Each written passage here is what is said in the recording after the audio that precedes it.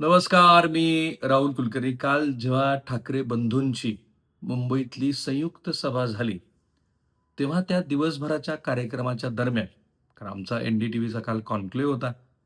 अनेक राजकीय नेते ह्या कॉन्क्लेव्हमध्ये उपस्थित होते. त्याच्यात मी स्वतः, श्री विनोद तावडे, मंत्री महोदय नितेश राणे, त्याच्यानंतर हर्षवर्धन सपकाळ, श्री संजय राऊत, अरविंद सावंत, प्रफुल्ल पटेल, मुख्यमंत्री ह्या सगळ्यांशी बोललो. त्यातल्या काही जणांच्या तर मुलाखती केल्या. आणि मी तुम्हाला निसंदिग्ध शब्दामध्ये सांगतो, की मुंबईची लढाई आता कुठल्या टप्प्यावरती आणि कशी, कुठल्या दिशेनं नेण्याचा दोन्ही बाजूनं प्रयत्न सुरू आहे. म्हणून ज्या प्रेक्षकांना असं वाटलं, की काल ठाकरे बंधूंची सभा झाल्यानंतर लगोलग आम्ही त्याचं विश्लेषण का नाही केलं, त्याचं कारण होतं, एकतर मी स्वतः काल प्रवासात होतो. मुंबईवरून पुण्याच्या दिशेनं परत येत होतो आणि ही लढाई ही कोणत्या पातळीवरती सुरू आहे, हे ह्या लोकांशी बोलल्यानंतर माझ्या लक्षात आलं, जे मी माझ्या मुलाखतीतनं पण अनेकांना विचारलं, की तुमचा प्रयत्न काय? खूप साधा प्रयत्न आहे. आणि त्या प्रयत्नात एकमेकांच्या विरोधामध्ये काउंटर नेरेटिव्ह पण सेट आहेत. त्यामुळे हा व्हिडिओ तुम्ही शेवटपर्यंत बघा तर बघाच. पण हे महाराष्ट्राच्या घरोघरी जाऊ द्या, की भाजप काय करते आहे, त्याला काउंटर कसा शिवसेनेचा सुरू आहे.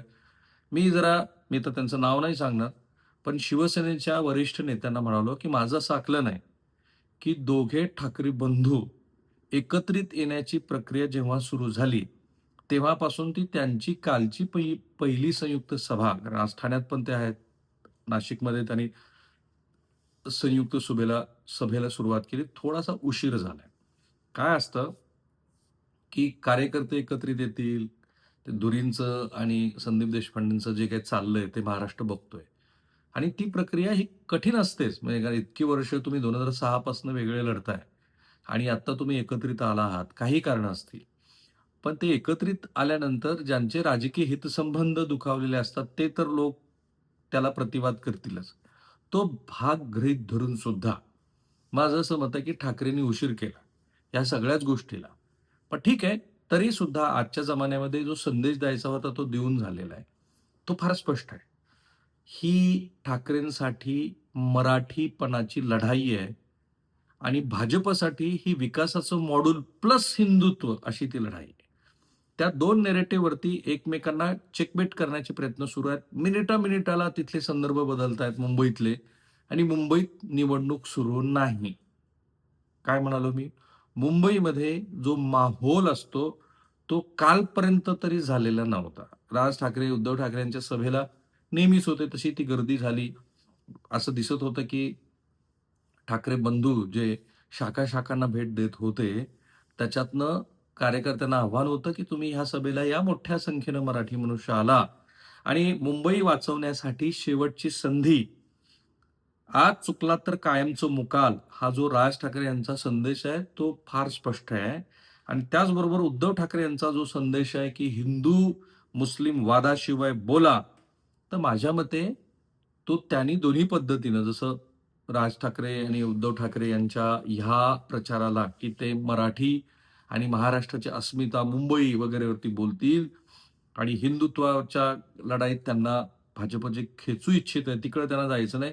त्याला बरोबर भाजपचं काउंटर आहे. ते आहे विकासाचं प्रारूप आणि दुसरं आहे हिंदुत्व. त्यामुळं विनोद तावडे, नितेश राणे ह्या दोघांच्या मी केलेल्या मुलाखतीतनं मी त्यांना सतत विचारत होतो, की ही लढाई स्थानिक स्वराज्य संस्थांची लढाई. त्या संस्थेच्या लढाईमध्ये हिंदुत्व मुद्दा येतो कुठून? पण हे भाजपच्या रणनीतीचा एक भाग आहे, की उद्धव ठाकरे यांचं हिंदुत्व म्हणजेच हिंदू हृदय सम्राट दिवंगत बाळासाहेब ठाकरे यांचं हिंदुत्व, हे जे सतत ते 2019 नंतर म्हणतायत, की ते कॉम्प्रोमाईज केलंय उद्धव ठाकरेंनी, तो त्यांच्या प्रचाराचा महत्वाचा भाग आहे. आणि त्याचं कारण पण आहे, की तसा प्रचाराचा भाग असल्याशिवाय या निवडणुकीच्या निमित्तानं ठाकरे बंधूंना त्यांच्या हिंदुत्वावरती प्रश्न विचारता येणार नाहीत. त्याचं पुन्हा तेच कारण आहे, की जो मराठी मनुष्य असतो, तो जातीनं काही असू दे, पण त्याला हिंदुत्वाचं आकर्षण आहे. बाळासाहेबांचा पक्ष केवळ मराठी माणसाच्या मुद्द्यावर वाढलेला नाहीये. तो पक्ष हिंदुत्वावरती पण वाढलेला आहे. तिथेच काउंटर करायचं आणि मग विकासाची जी वेगवेगळी प्रारूप आहेत, ते भाजप दाखवतंय. पण ठाकरे बंधूंनी मात्र ठाकरे आणि पवार यांचं नाव पुसण्याचा भाजपचा कसा प्रयत्न सुरू आहे, ते त्यांनी सांगितलं. आदित्य ठाकरेंचं छोटंसं भाषण दुर्लक्षित आहे, पण महत्त्वाचं आहे. देवेंद्र फडणवीस 10 वर्ष गृहमंत्री आणि 7 वर्ष मुख्यमंत्री म्हणून कार्यरत आहेत. केंद्र आणि राज्यात भाजपचीच सत्ता आहे. तरीही मुंबईत बांगलादेशी कसे याचं उत्तर भाजपनंच दिलं पाहिजे. मुंबईची निवडणूक वॉटर, गटर, मीटरची आहे. त्यावर चर्चा न करता बांगलादेशीची भीती ते दाखवतायत, व्हिच इज ट्रू.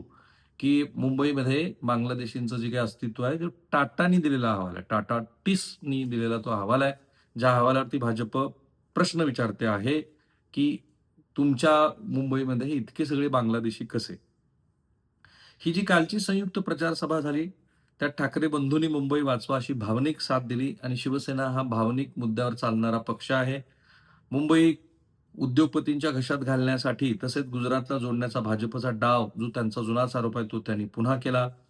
व्यासपीठावर ठाकरे बंधू तसंच राष्ट्रवादी शरद पवार गटाचे मुंबईतले सर्व उमेदवार उपस्थित होते. सभेपूर्वी ठाकरे परिवारानं शिवसेना प्रमुख बाळासाहेब ठाकरे यांच्या स्मारकात जाऊन अभिवादन केलं. राज यांनी लावरे तो व्हिडिओद्वारे कॉर्पोरेटच्या प्रकल्पांचा आलेख मांडला आणि राज ठाकरे यांची ही जी भावनिक साथ होती, की मुंबई वाचवण्यासाठी आता शेवटची संधी आहे.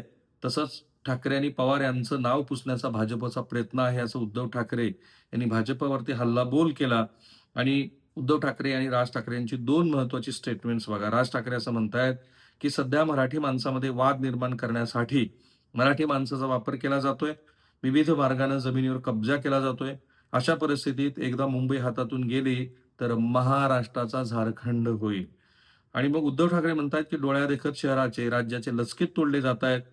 तर आम्ही ठाकरे गप्प बसू, असं या भाजपला वाटत असेल, पण आम्ही वाद गाढून टाकले आहेत. मराठी माणसासाठी ताकदीनं उभा राहिलोत आणि म्हणून संपूर्ण मुंबईभर बाळासाहेब त्यांचा एक हात उद्धव आणि दुसरा हात राज ठाकरे यांच्या खांद्यावरती आहे. असा जो फोटो आहे तो काल सगळीकडे झळकत होता. तो सभेत पण झळकला. आता भाजपला या लढाईची जाणीव आहे, की ते कोणत्याही पद्धतीनं मराठीच्या मुद्द्यावरती त्यांना उद्धव आणि राज ठाकरे यांना संधी मिळवू देण्याच्या मूडमध्ये नाहीयेत. त्यामुळं एकतर माझ्या असं मत आहे, की राज ठाकरेंनी पण एक मोठा फुलटॉस टाकला, की मुंबईत जन्मलेलाच मनुष्य मुंबईची देखभाल किंवा त्याबद्दलच्या विकासाचं प्रारूप मांडू शकतो ते खोटं आहे. कारण मग तोच निकष लावला तर मग नाशिकची तुम्हाला जी नाशिककरांना संधी दिली होती ते काय? किंवा उर्वरित महाराष्ट्रात तुम्हाला संधी द्यायची नाही का?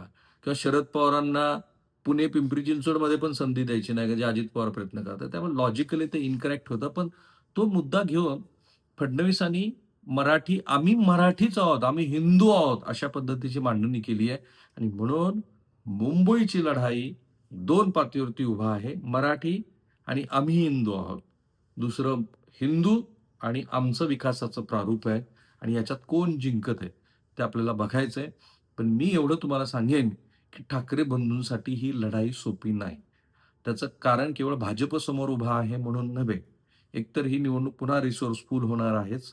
पण जे मतविभाजन झालंय काँग्रेस पक्षाच्या वंचितच्या आघाडीमुळं, त्या मतविभाजनाचा कुठे ना कुठेतरी फटका हा ठाकरे बंधूंना बसू शकतो. अर्थात दिवस असे आहेत, की ह्या दिवसात कदाचित मराठी माणसाला असं वाटलं, की ठाकरे बंधू जे सांगतात त्याप्रमाणे मुंबई वाचवण्यासाठी भाजपचा पराभव करायला हवा.